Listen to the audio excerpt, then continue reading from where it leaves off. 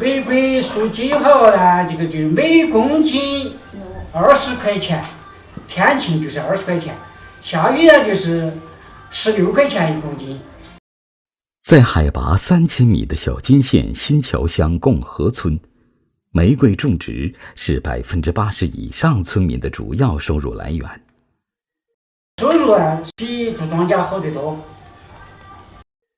种植玫瑰让共和村实现了整村脱贫摘帽。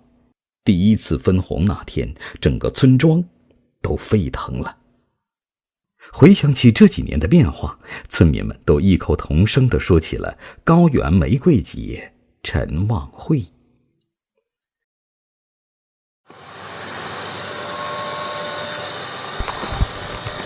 先你们几个把苗仔细把它选好，明天就种去发给老百姓。陈望会至今还记得2012年年初，自己第一次给村民们发放幼苗时，村民们脸上期盼而又忐忑的神情。种玫瑰，种玫瑰呀，种玫哦。结果哪晓得，头年栽起，第2年就见效。不仅是我们弄好，而且带动了整个村庄。老公也对我更多的是无语嘛，经常骂我瓜娃子。这山旮旯里能种出大马士革玫瑰吗？村民们甚至都没听说过这个外国名字。但陈望会通过到外省多地学习，对自己的选择却是异常坚定。可以，好。我们老公当时也很不高兴，天天给了我生气。当时我就劝我们老公，要是带上2-3千万，这个玫瑰都还没做好，各方面做不起来，就这个跟我离婚。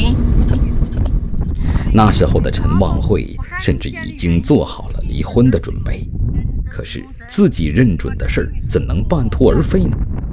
耗费了大把的时间和精力，玫瑰种植终于走上了正轨。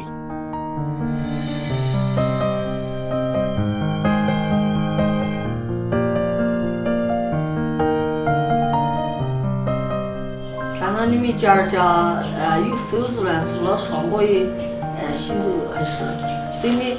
他们问我啥子时候最高兴，我说给老百姓发钱的是最高兴。